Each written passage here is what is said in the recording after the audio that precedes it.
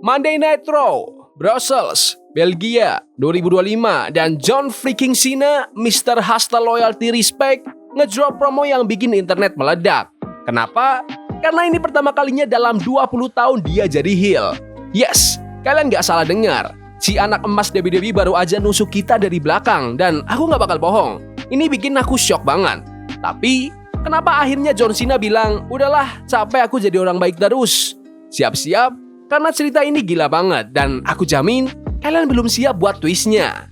Let's go! Oke, kita mundur dikit ke Elimination Chamber 2025. Cena ada di ring dan terus bam! Dia ngelakuin hal yang gak ada yang nyangka.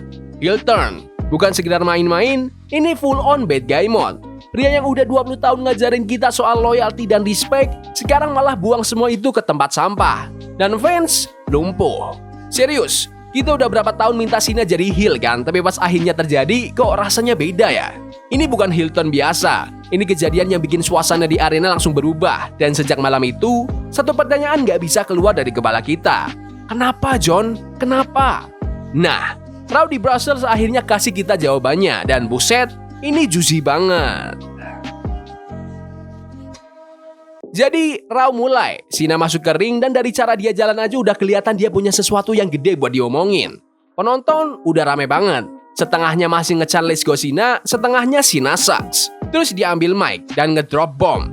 Aku udah ada di hubungan abusive sama kalian semua. Aku langsung bengong. Apa sih John? Kamu ngomong apa barusan? Tapi terus dia mulai ngejelasin dan makin lama aku denger, makin aku mikir.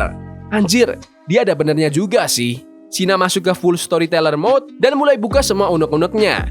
Dia bilang, dulu waktu dia jadi Doctor of Thuganomics, kita cinta banget sama dia. Kalian inget kan? Rantai emas, diss rap, attitude yang edgy, semua orang suka.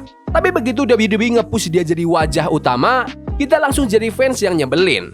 Mulai deh, tiap minggu teriak Cena sucks, Cena nggak bisa gulat, Super Cena ngebosenin. Padahal tiap minggu dia ngasih 110% buat nge-entertain kita. Tapi dia nggak pernah nyerah. Dia tetap senyum, tetap kerja keras, tetap jadi good guy meskipun kita ngebully dia tiap minggu. Terus, dia mulai part-time, mulai sibuk di Hollywood, jadi peacemaker, muncul sesekali di WWE. Dan kalian tahu apa yang kita lakuin? Kita tiba-tiba berubah total. Mendadak, we love you Cena, jangan pensiun John. Kita kasih standing ovation tiap dia balik. Dan Cena, dia pasti mikir, lah, kemana nih energi waktu aku tiap minggu banting tulang buat kalian semua? Itu momen di mana aku sadar, mungkin Cena nggak salah. Mungkin kita emang toksik. Tapi apakah kita bikin dia kelewat jenuh? Tunggu dulu. Reaksi penonton di Belgia bikin semuanya makin jelas. Cena lagi ngomongin isi hatinya di ring dan penonton malah ngevalidasi omongannya. Dari awal dia buka mulut, langsung satu arena ngebu. Suara keras banget. Terus mulai deh chant klasik, Let's Go Cena, Cena sucks. Ini literally kayak balik ke tahun 2010. Cena cuma diam, senyum dikit dan kalian bisa lihat di matanya dia kayak, tuh kan, aku bilang juga apa. Terus tiap dia coba ngejelasin lebih jauh, penonton malah makin ribut. Sampai ada yang teriak, shut the F up. Dan pas dia nyeletuk soal pensiun, penonton malah sorakin kayak lagi pesta. Aku nonton ini sambil ketawa miris. Goblok, kalian semua malah bikin dia makin jadi heel. Bener-bener puitis sih ini. Cena akhirnya jujur soal perasaannya dan fans bukannya ngerti, malah nunjukin ke dia kalau mereka masih nggak respect. Dan di titik itu, aku sadar, ini bukan sekedar gimmick lagi. Ini udah personal. Cena nggak lagi main karakter, ini Cena yang benar-benar muak. Tapi bruv, kalian kira ini endingnya? Nope, Cena masih punya satu kejutan lagi buat kita. Kalau kalian cek media sosial, kalian pasti lihat semua orang ribut soal John Cena butuh theme song baru, butuh pakaian baru, kasih kita Cena yang lebih dark. Dan Cena, dia dengar itu semua. Dia tahu kita hype. Tapi di Belgia, dia lihat kamera, tatapannya tajam, terus dia bilang, kalian semua nggak berhak ngatur aku lagi. Mic drop. Dia basically bilang, aku tetap pakai jeans pendek, aku tetap pakai lagu rap tetetku.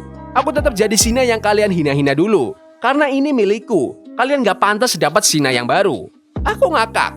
Ini langkah paling savage yang pernah aku lihat. Pikirin deh, kita udah ngambil segalanya dari Cena. Waktu, tenaga, loyalitas. Dan sekarang dia ambil semuanya balik. Dia gak bakal kasih kita cool heel Cena yang kita mau. Dia bakal jadi Cena yang kita pernah hina, cuma buat bikin kita makin kesel. Bruv, Ini petty, ini jenius, dan jujur aku respect. Cena masuk ke mode heel seolah-olah dia udah terlahir buat ini.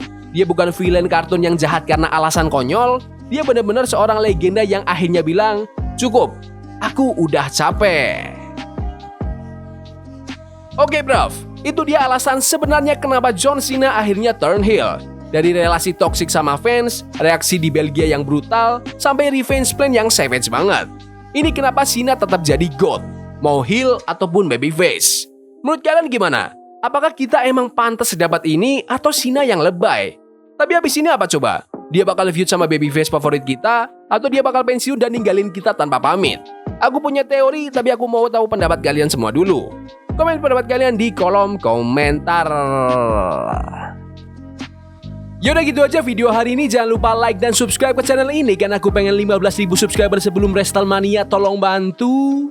Yes boy, see you. Love is a game we play incognito.